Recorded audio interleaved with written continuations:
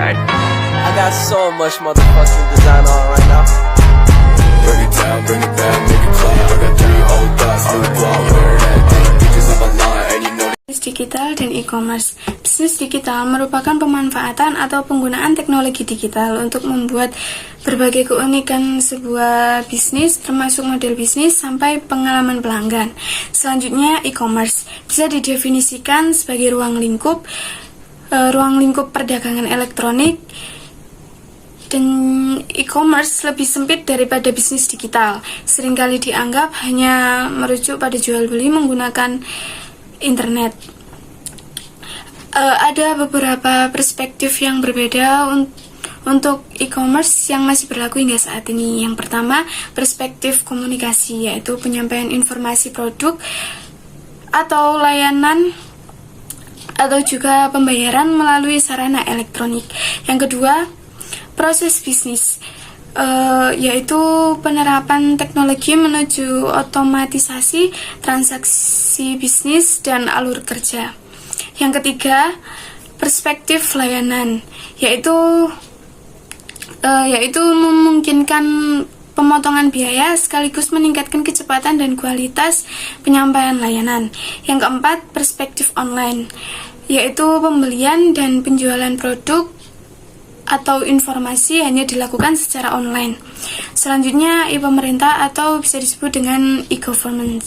E-pemerintah atau bisa disebut dengan e-governance adalah pemanfaatan teknologi informasi dan komunikasi dalam proses pemerintahan untuk meningkatkan efisiensi, efektivitas, transparansi, dan akuntabilitas penyelenggaraan pemerintah pelayanan publik.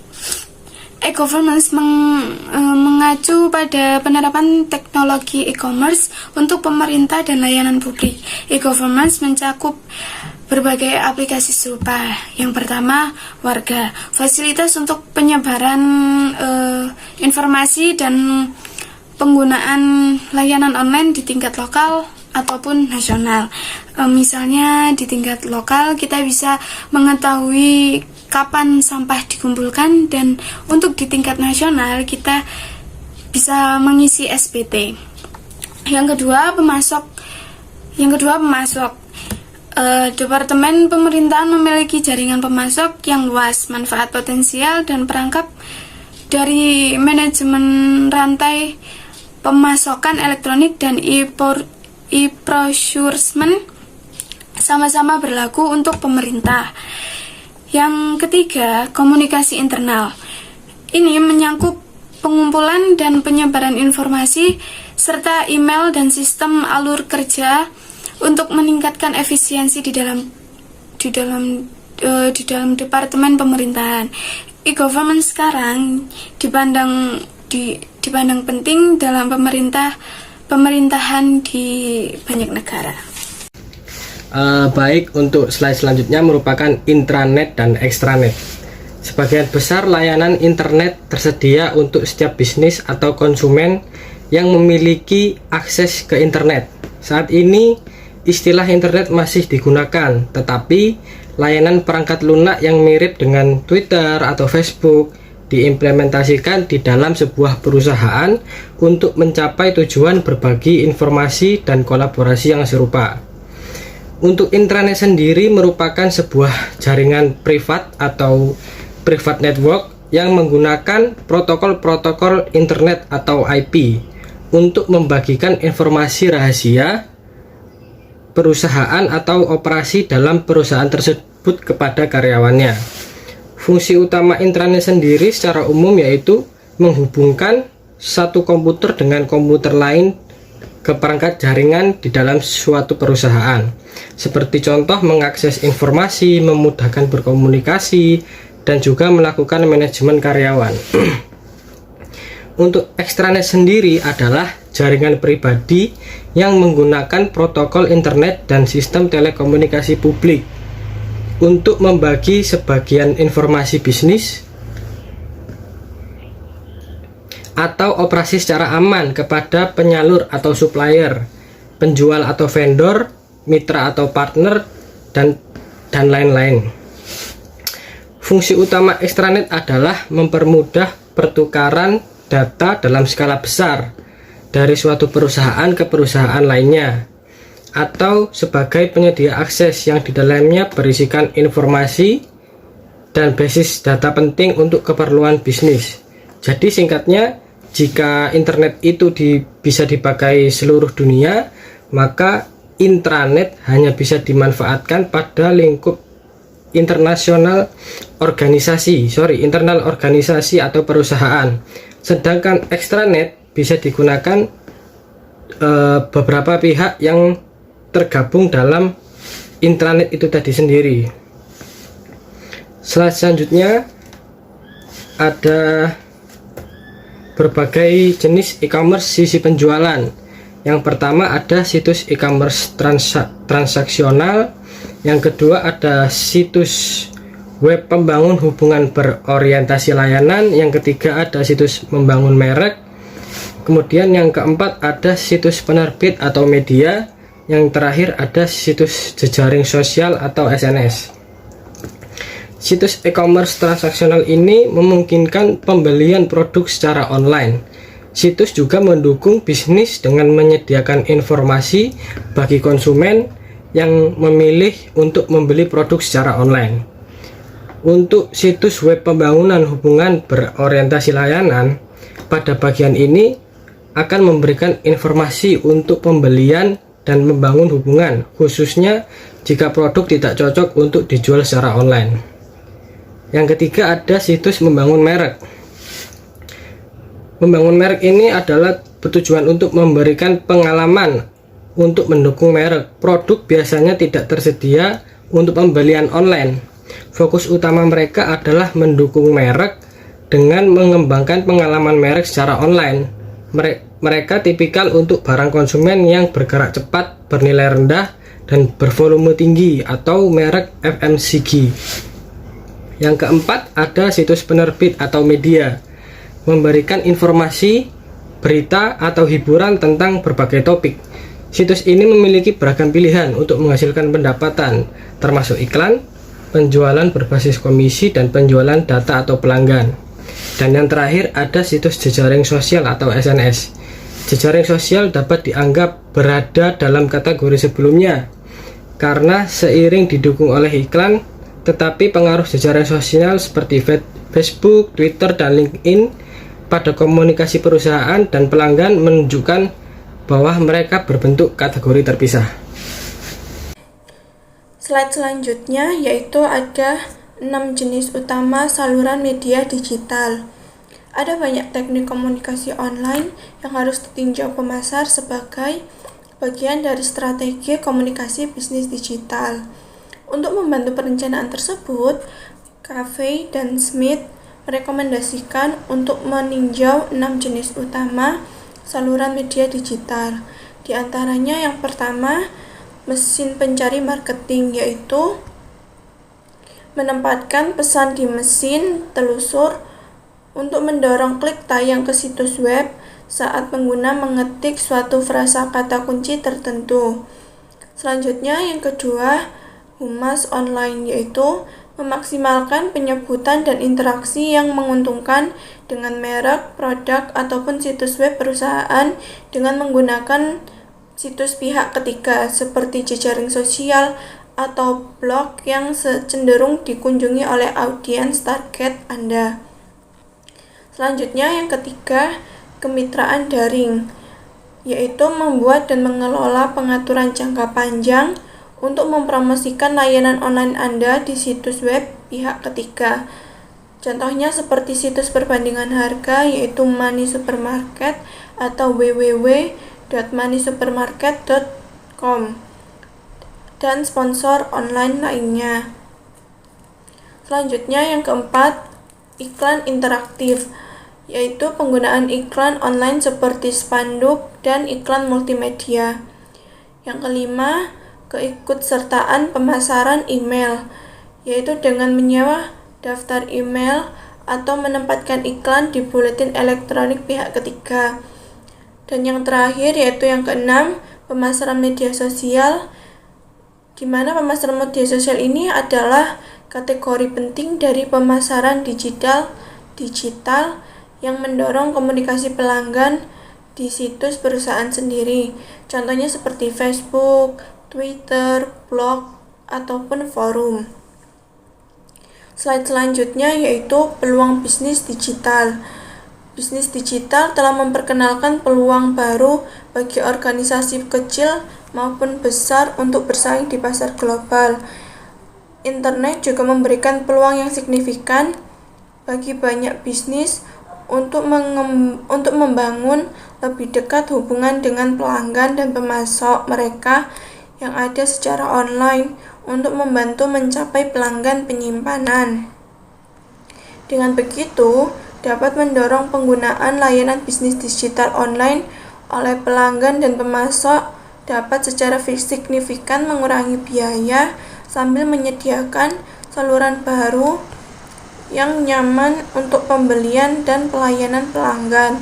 Melalui penyediaan layanan online yang berkualitas tinggi, organisasi ataupun perusahaan dapat dibangun hubungan yang langgeng dengan pemangku kepentingan mereka. Lanjut, yaitu pendorong adopsi teknologi digital. Adopsi bisnis e-commerce dan bisnis digital didorong oleh manfaat ke berbagai bagian dari organisasi.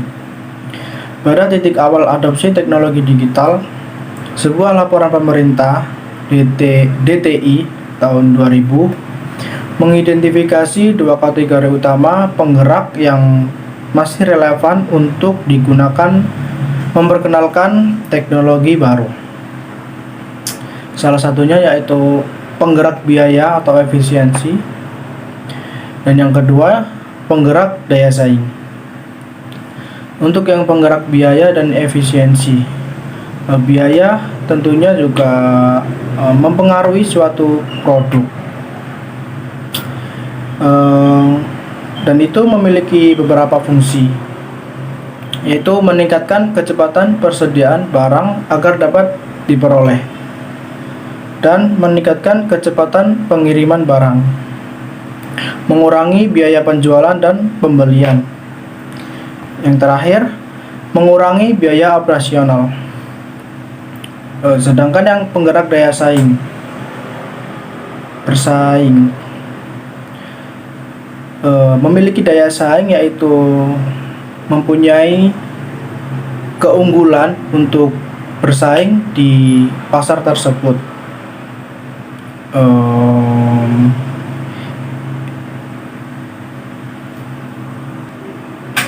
Agar tidak kalah bersaing dengan bisnis digital lainnya, tentunya kita harus mendengarkan atau memfasilitasi permintaan dari pelanggan kita, agar pelanggan tersebut bisa memiliki rasa senang ketika hal yang diinginkan tersebut itu terpenuhi. Serta kita harus meningkatkan jangkauan dan kualitas layanan yang ditawarkan. Jadi harus memperluas jangkauan agar banyak pelanggan yang mengetahui dan juga membeli produk dari bisnis kita, serta menghindari kehilangan pangsa pasar untuk bisnis yang sudah menggunakan e-commerce. Lanjut, resiko dan hambatan adopsi bisnis digital. Tentunya ketika kita melakukan suatu kegiatan, suatu pekerjaan, pasti itu akan ada resikonya atau hambatannya. Dan ketika kita melakukan suatu pekerjaan bisnis digital, tentunya ada resikonya juga. Apa itu? Yang pertama, persaingan ketat, sudah pasti karena banyak yang menggunakan bisnis digital juga. Terus kerugian, sudah pasti karena kan namanya bisnis pasti ada rugi dan untung. Terus ada penipuan juga, terus kondisi pasar juga kadang tidak stabil. Mendorong adopsi internet konsumen. Untuk menentukan investasi di sisi jual e-commerce, manajer perlu menilai bagaimana mengadopsi layanan baru seperti web, seluler, dan TV interaktif, serta layanan khusus seperti blog, jejaring sosial, dan umpan. Manfaat khas layanan online diringkas oleh Six Sense Mnemotik sederhana untuk menunjukkan berbagai jenis nilai pelanggan. Yang pertama, konten. Pada pertengahan 1990-an sering dikatakan bahwa konten adalah raja. Nah, konten kaya yang relevan masih menjadi raja. Ini berarti informasi yang lebih bermanfaat, mendetail, dan mendalam untuk mendukung proses pembelian situs transaksional atau membangun hubungan atau pengalaman bermerek guna mendorong penggunaan produk untuk merek FMCG. Yang kedua, komonisasi. Dalam hal ini, komonisasi konten secara massal, baik yang diterima sebagai halaman situs web seperti rekomendasi Amazon atau peringatan email, dan umumnya dikenal sebagai personalisasi. Yang ketiga, komunitas. Internet membebaskan konsumen untuk mendiskusikan apapun yang mereka inginkan melalui forum, ruang obrolan, dan komentar blog. Yang keempat, kenyamanan. Ini adalah kemampuan untuk memilih, membeli, dan dalam beberapa kasus menggunakan produk dari desktop Anda kapan saja. Yang kelima, pilihan. Keberhasilan perantara online seperti Kako dan Revoke adalah buktinya. Demikian pula Desko.com memberi Desko platform untuk memberi konsumen pilihan produk yang lebih luas, keuangan, perjalanan, barang putih dengan informasi yang lebih terperinci daripada yang tersedia secara fisik di dalam toko. Yang keenam, pengurangan biaya. Internet sering secara luas dianggap sebagai tempat pembelian yang relatif murah.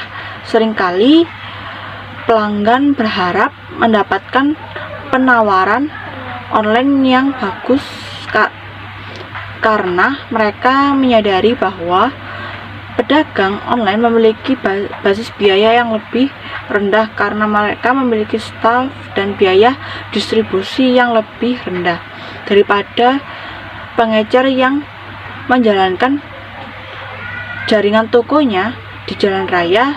Perbedaan harga yang sederhana adalah pendekatan kunci untuk mendorong penggunaan layanan online. Yang selanjutnya adalah hambatan untuk adopsi internet konsumen. Indikasi beberapa hambatan untuk menggunakan internet khususnya untuk pembelian konsumen terlihat jelas dari survei tentang persepsi di berbagai negara. Dicatat bahwa hambatan konsumen untuk adopsi internet termasuk yang pertama, kurangnya kepercayaan pelanggan terhadap penjual. Yang kedua, masalah keamanan saat perjalanan menuju ke tempat konsumen. Yang ketiga, kurangnya keterampilan penjual untuk memasarkan produknya. Yang selanjutnya adalah biaya. Kurangnya penjual untuk mengeluarkan biaya lebih sehingga tidak ada biaya lebih untuk mempromosikan produknya. Kurangnya permintaan akan pelanggan kurangnya permintaan akan layanan internet yang masih ada di setiap negara perlu diperhatikan. Akun saat meramalkan permintaan di masa depan.